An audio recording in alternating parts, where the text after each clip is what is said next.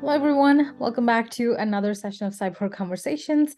I'm Kanti. I'm the director of the Cyber Institute. Today, I have with me Vannessa Van Beek. Vannessa is a business leader with experience in executing strategies for growth through IT and cyber transformation. In a career of over 20 years, she has led service delivery for Telstra in Western Australia, South Australia, and Northern Territory, ensuring major incident management and service continuity for enterprise and government customers with critical services. She is currently the security lead for Avanade, an Accenture and Microsoft company. She has a degree in law, she has a master's in business administration, and she also has a postgraduate diploma in psychology. She also has the CISM and the CIPM certifications. She was a finalist in Women in Security Awards in the category Australia's Most Outstanding Woman in Protective Security 2022-23. And she's also the winner of the Outstanding Leadership Award at the Women in Technology Western Australia Tech Awards for excellence in leadership, communication, and strategic vision. Vannessa, thank you so much for being here with us today. The floor is now yours. Thank you. It's great to be here. I live in Australia. I'm in a little town called Perth. It's a city. Today's on a weekend. And the fact that I'm here is because I really believe in this mission.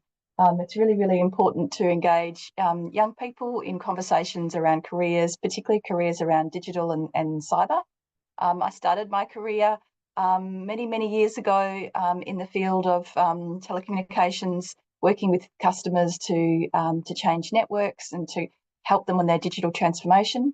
A couple of things that have been really key throughout my career has been working really closely with customers, listening to what their requirements are, building new networks, designing new networks, and more recently, my focus has been making sure that the digital networks that we create are secure and safe and really protect the organisation from cyber threat. I navigated from the field of telecommunications into the field of IT and cybersecurity a number of years ago. And I spent the last couple of years running a security operations environment, servicing about 20 Australian customers. Most of those were actually in critical infrastructure or government, and our role was to really protect those networks and environments for those organisations to do great work in Australia. I also led the platform and architecture team. Most recently, I've just been appointed to a new role at Avanade, and I lead the Australian division of Avanade, which is an organisation who works very closely with Accenture, deploying the Microsoft stack, focused on security solutions for enterprise and government customers. My great passions throughout my career have always been focused on helping customers with their digital transformation. But more than that, one of the great things that I have really focused on is leading teams. So in whatever the work is that we do, whatever the field, that sometimes the problems we are solving are so significant that one person alone can't solve the problems. So I think cyber is the biggest team sport I've ever been a part of. We work with people with really, really great skills. Many of them are security engineers, architects, analysts, also people who are really great at writing technical processes and delivery. And we work together in a team to deliver a service. And so as well as providing great services, one of the things that's been really characteristic of my career has been working with teams to set a vision, to set a goal, to align a team to a particular purpose, and then to deliver it. And we've put together some really large projects. We've executed them well, and we've actually designed many networks to meet a lot of security controls to secure the data for customers and the assets of organisations. The other thing that's been a characteristic of my journey in this space has been working really closely and mentoring a lot of women, either in IT, cyber, and I think that's important because we have to make sure we've got diverse minds across this amazing work, and there's definitely a space for that kind of diversity in this work. women bring different skills into problem solving, and it's just really important that we have those skills also at the table when we're trying to solve problems, when we're communicating, and when we're leading teams. And we have had some issues in the last couple of decades just with the representation of women in roles. And so in many of the roles that I've been a part of, I have always had a focus on making sure that when we're recruiting, when we're developing, we're actually very intentional about the makeup of the teams, and we seek out diversity at every possibility to bring different minds to the table. And that might mean that we focus on bringing in entry-level graduates from university and TAFE colleges. It might mean that we actually have programs to bring women across into cyber and graft them into the career of cyber from other professions. Or it might mean that we actually have a look at the makeup of the team and what the team actually needs, and then recruit particularly for a particular skill set, be it highly technical, be it relationship focused, or be it one that really requires deep kind of process skills, and then kind of designing the roles and attracting the right people into those roles to foster that kind of diversity. So that's a little bit about my career and a little bit about what my passions are around leading teams and mentoring, working very closely with women in this field. That's pretty cool. We have a list of questions that we've anticipated, and one of the first things that comes to my mind to ask you is how did you, or walk us through your journey in cybersecurity. How did you first become interested in this field? Right, you have a degree in law, you have a degree in business administration, you have a degree in psychology. How did this pivot into cybersecurity come by? Yeah.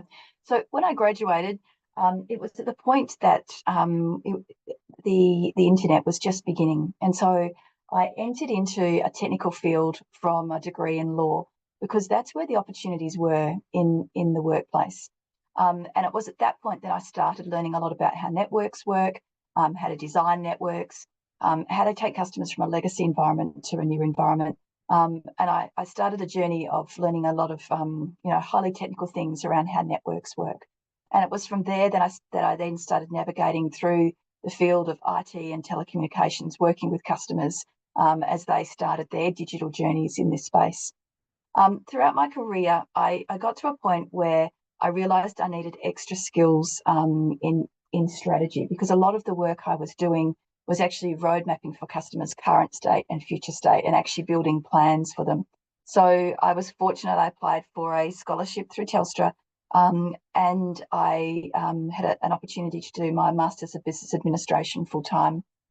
So I did that, and that was really great to really broaden my business skills in finance, in strategy, in leadership more broadly, and marketing, and all of those sorts of things. That was great. So then I took that back to the workplace and started working with customers more around the field of strategy in the design of their roadmaps. And I did that for many years, and then I started managing teams, and quite large teams within the organisation. And I realised a lot of what I needed to influence was actually people. And so I went back to university and did some further study in psychology to make me a more effective leader in influencing change in organisations.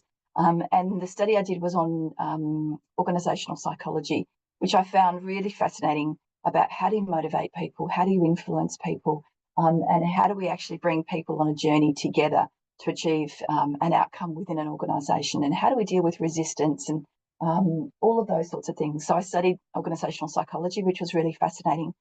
And then I was actually approached after I dealt with a lot of major incident responses at Telstra through COVID and through a period of a lot of bushfires, floods and cyclones. I had developed some good skills around leading teams through times of crisis and leading incident response and communications. And an organisation approached me to lead their security operations environment. And so then I just responded to the opportunities that were evolving in the industry at the time. And I said, I don't know a lot about security, but I do know a lot about how to lead teams, how to build strategy, and how to help teams grow.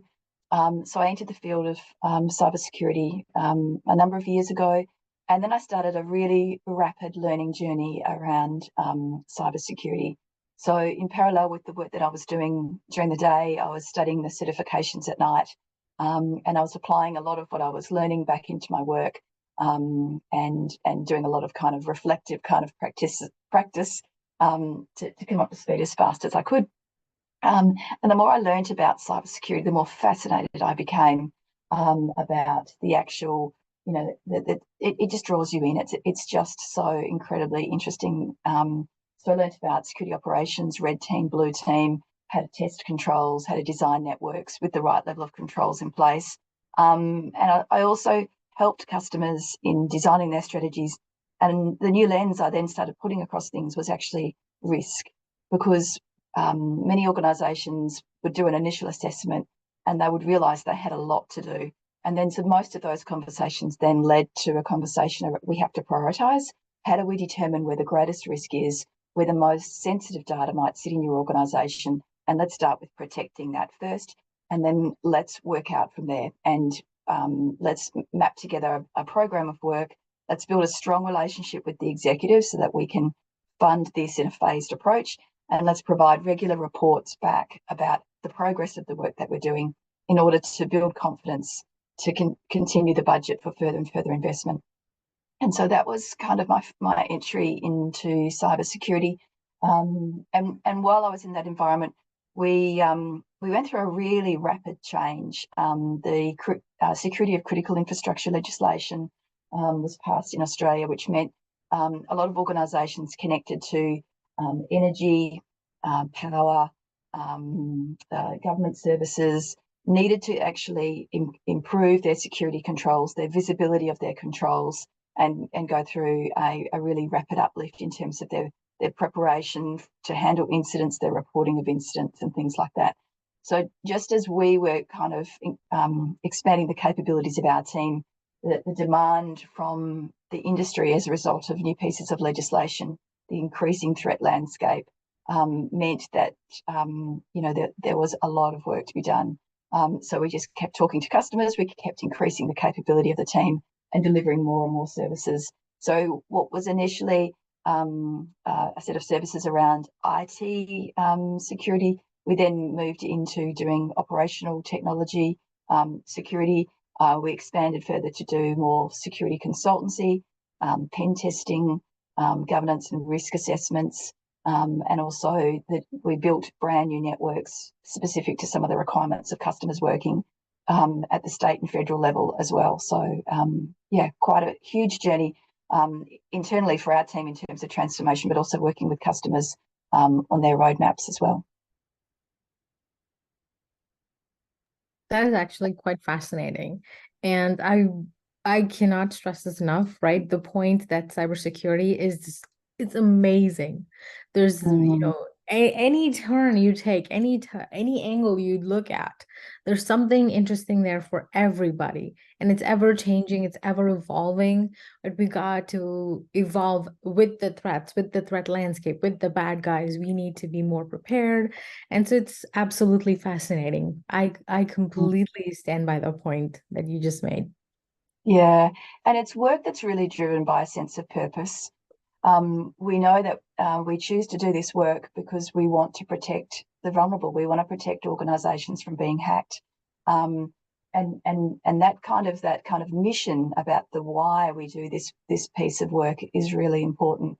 And in a sense, we're building an army to protect organisations from the threats. And you can see as world events have unfolded. Many of those world events have a cyber implication. While we were running the security operations environment, we saw an increase in incidents come through as a result of the escalated conflict in Russia and the Ukraine. And we saw that started to play out first in the cyber realm and then the physical realm. So our work is really important because it's affected by things that are going on in the world. And we have to continue to learn because that environment continues to change and evolve. That is very true. this is more related. The next question I have is kind of related to your experience as a business leader, right? As a transformational business leader, what strategies have you implemented to, drive growth and to deliver performance in the cybersecurity and technology sectors? Yeah. So the first thing I do is actually work really closely with my team to build a strong team. Um, you I can only do so much as a single leader on my own, but when I work closely with a team and align a team to a vision and a goal, and involve the team in the planning, I can actually be much more effective. So the first thing I do is actually spend some time with the team, making sure that the team understand each other's strengths and weaknesses, building an environment that's psychologically safe so that people can ask questions. People can say, hey, I've identified an error, or I've missed something, I need some support. And we can actually have an environment where it's a trusted environment and we can step in and help each other, and problems are addressed rather than kind of swept under the carpet. So the foundations of building a really strong team in executing a strategy is absolutely vital. And the next thing I do is really listen closely to what customers need, and get a really strong sense of what they're trying to achieve from a business point of view, and then translate that into a technical strategy, and then be the link between what the customer needs are and the technical team building the controls, and always having that constant loop of, plan, do, check, act. So we do a plan, we execute the plan, we test the controls, we get feedback from the customer, and we're in a continuous cycle of communication and testing the services. Yeah, so that's some insights as to the approach that I would take. It's largely focused on people and focused on customers in executing plans to grow organisations. And growth is really important because growth secures our long-term financial security, and actually allows us to reinvest back into our people, their technical certifications, their knowledge, their career journeys. So growth is something really, really important, that we do have people, looking at building those really strong relationships to secure the pipeline of work that secures their roles and their jobs for the next 2, 5, and 10 years' time. So a lot of people don't talk about growth in this field, and it is a growth industry. So you really do need to capture what's going on in the industry and build long-term contracts, long-term plans to enable that growth. And what you just said, look at the strategies, look at the controls, that you need to be some kind of a bridge between, what management is wanting to do and what we can actually do. I think that's something a lot of security folks understand really well, because I teach a class called Cyber Law and Policy, and we frequently talk about how management is implementing security, right? We tend to choose, or most organizations tend to choose, this top-down approach that kind of trickles down from top down. But in reality, if it were possible, a bottom-up approach to security would be much secure, I guess is the correct word I'm looking for. Absolutely. Yeah. Um, so then, in your current role as the security lead for Avanade, what are some exciting and innovative projects or developments that you're working on, if you're able to talk about them? And also, how do these new technology or these new innovations impact the digital transformation of organizations? Yeah. So there's a couple of things that we're really focused on. And one of them is really around the overall improving overall security posture, and that happens through strategy, and also it happens through regular assessments to determine current state and design future state. And then the second piece then is around making sure that we protect identity. So there's a number of assessments we'll do around identity, how we secure environments with all of those controls. And then the other capability that we do a lot with organisations is around their security operations, the ability to actually detect threat and respond to threats. And we're always striving to detect them faster and also respond to them faster using great tools and great processes as well. And then the other big piece that we spend a lot of time with customers on is actually the planning around the incident response capability, making sure customers do have got the right playbooks, the right plans to be able to respond and recover should something happen, and the right tools also to assist them with the identification, remediation, and response capabilities. We have a really large team involved in the architecture and design of networks, making sure that as new applications are built, that the design work is done really early in the cycle to ensure those applications are built with design principles in mind, that then when they're deployed in the cloud, that they're deployed in a secure way, and we test those as well. So we also work with the other practices within Avanade, the cloud practices, the data and analytics practice, to make sure all of their projects are built and designed in a way that allows a secure digital transformation. So a lot of the projects we do can be pure security projects, and a lot of the work that we then provide more broadly across the rest of our organisation is making sure all of the large digital transformations that are underway have a security by design component at the beginning, throughout the project, and at the end of the project as well. So what's deployed is secure. Yeah, I think I'll leave it there. That's okay. Yeah.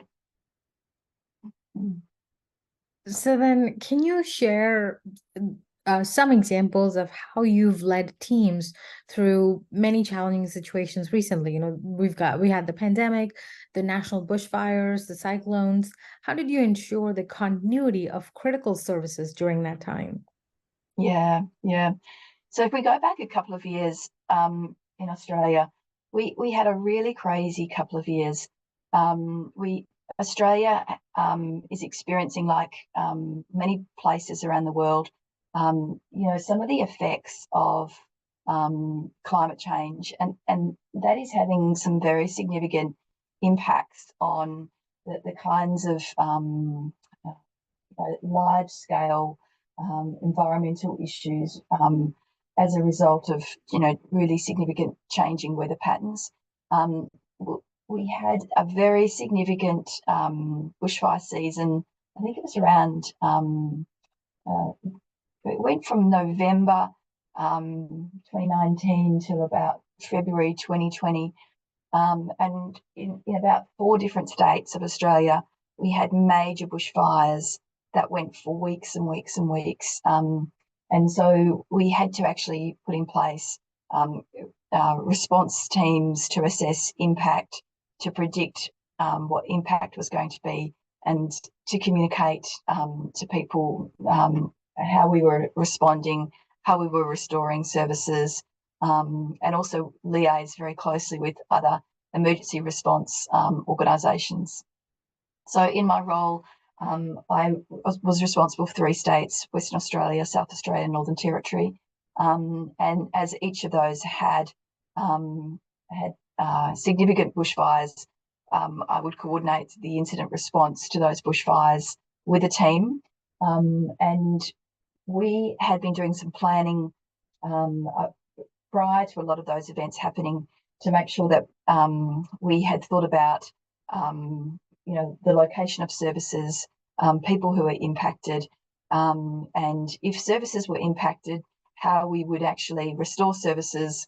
And in preparation for a lot of those, we had put in place a number of different types of services, some of them powered by generators, some of them like kind of satellite services that we could wheel in at the point that it was safe to get temporary services in, to reconnect services, and that we would look at different ways of delivering services in times of crisis to support the recovery of those.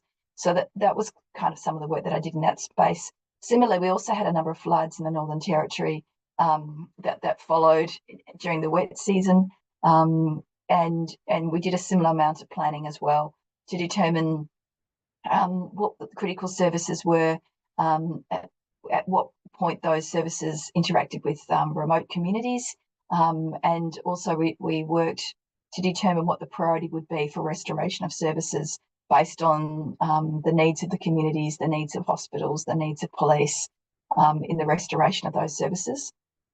I was the lead in Western Australia when the COVID pandemic hit, and I remember we were all told, I think it was around March 13, when we left for work that particular day, to take our computers with us.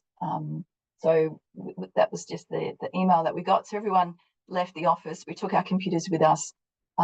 Most of us did not return to the office for 6, 9, 12, 18 months because of we all went straight into a very long period of remote working as a result of the pandemic. And working remotely, we were set up to do it. Telstra was an early adopter of flexible learning. Many of our customers actually needed services to be changed, to be pivoted, in order to enable networks to be changed to allow for that remote working. So what we found is that the service teams had a flood of inquiries coming in to enable things to happen. We had a large number of government departments who were actually still using traditional telephony services, and we needed to change those services to more IP-based services so that they could take calls from their computers. We had to set up Teams environments and all of those sorts of things. We had to set up incident response teams for some of the police services as well, and all of those had to be done very quickly. So working with our national team and also with all of our service people who were connected to customers, we went through a process of triaging all of the orders that were coming in and requests that were coming in. We prioritised government services first. We prioritised those services that were supporting police, emergency response, fire, and government services. So they became the top services that we triaged. And then we worked with mining organisations and other critical kind of organisations to get services established, bandwidths upgraded in some cases, and other services deployed. Yeah. I feel like this is one side of cyber people don't realize is a lot of what we do. Right? We always see the hacker, or we see, those in the TV shows. Oh, I'm into the database. I hacked into the database. I hacked into the traffic lights. And this is one side that they don't get to see, is all the preparation that goes into, incident response. In case something were to happen, here's how we respond. Here's the critical assets that we need to identify right away. And here's how we protect them. Here's what the controls we can put in place are. And I think that is one of the best parts of cybersecurity, in my mind, is incident response. And the preparation for it, not the actual doing of it, but the preparing for it. Sincerely, you don't have to face all those incidents, but risk is unavoidable. That's right, and that's right. And if young people find themselves working in a security operations environment, they will become very familiar with managing multiple incidents in a day. And the good thing to know is that there's really great tools and really great playbooks written about, if you see this, then look for this, look for this, and look for this. And it's well documented what the response plans are based on the type of threat, and when to call for help, and when to raise an alarm, and when to get a second or a third level person to kind of have a look at the work that you're doing, and then so it's well supported by a lot of process work and a lot of playbooks to guide the work. Can you walk us through your day, right? What does your day look like at work? Is it emails? Is it meetings? How does it go? Yeah. The thing I love about cyber is no day is ever the same. And in the role that I was in previously and the role that I'm in now, every day is quite different. depending on what is happening in the operational environment, depending on what the customer requirements are, depending on what the needs of the team are. And that's kind of why I like cyber, because every day is completely different. And the things I liked about the role that I did previously was it had really great engagement with customers and industry. It had really great involvement with the team and the leadership of the team, and we did really amazing work. So that was the thing that I really enjoyed about that environment. So in a typical day, I would come in, I would get a bit of a briefing from the security operations environment about what had happened the night before. If there were any critical incidents, I'd be aware of those. I would then check any emails and things like that had happened. I generally have a lot of my day in meetings, and that's talking to customers or talking to my management or asking for approval for investments in new projects and things like that. And I also have a portion of my day every day that's dedicated to people, one-on-ones with my team, team briefings to set strategy and to check on planning of key projects, mentoring sessions. And then when you're dealing with people, there's the whole life cycle of people who are starting in the organisation, people who are full flight in delivering projects and executing those projects who require guidance. And then there are people possibly also exiting the organisation as well, who we need to also stay close to, make sure we've got the right level of knowledge transfer. And then there's also the looking out for new talent, and the recruitment process as well. So there's with people, it's a never-ending, commitment in that cycle of people onboarding and being offboarded within environments. The thing I really like about the role that I'm currently doing is also the global nature of the work that I do. So Avanade has 50,000 employees globally. I'm connected to a team in Australia. I'm connected to a team in our global markets team as well. So I have peers in Japan, in Brazil, in Asia, and they run similar regions to me, and we talk about what we're doing, the kind of solutions that we're deploying as well. So that's really interesting. And then there's the engagement with the industry more broadly. So I really do enjoy getting involved in industry events, cyber conferences, technical talks, and engagements with schools and universities as well, because we also need to help build the broader industry so that they have the right level of skills and knowledge, and people are attracted to come and join this field as well. So there's also a lens around, being a part of a broader industry, and doing internal work, and then doing work that's focused on customers as well. It's a very, very busy schedule. Yeah. So unfortunately, we're almost out of time, so I'll wrap up this session with one last question. What advice do you have for young people that are watching this video? Yeah, there's enormous opportunities in this field. My advice is say yes. Don't let anything be a hurdle to getting involved in an industry that has incredible purpose, that does amazing work, and you can carve a career that's designed to your particular strengths. So whether your skills are in the technical field, in the relationship field, in building strong teams, we need an army of people with really broad skills to enter cybersecurity to help us work together to solve these problems. So it's incredibly purpose-driven work. And yeah, my advice is say yes. If you're given an opportunity, just say yes first. Step in. There's incredible resources, incredible networks, incredible things to learn in this field. It's very fulfilling, and it'll help protect the very services and communities that our world needs. So yeah, it's really it's a wonderful field to be in. It truly is. With that, we're gonna close the session today. Thank you so much, Vannessa, for being here with us today. We really appreciate you taking time on a Saturday morning to record this conversation with us. That's okay. It's my pleasure. Lovely to be connected with you. And it's amazing, we're almost on the other side of the world from each other, but we both have a common goal to be part of this amazing industry, and to encourage young people to consider this as a really exciting career with lots and lots of opportunities. So thank you for reaching out, and it's a delight to be a part of the conversation. Thank you.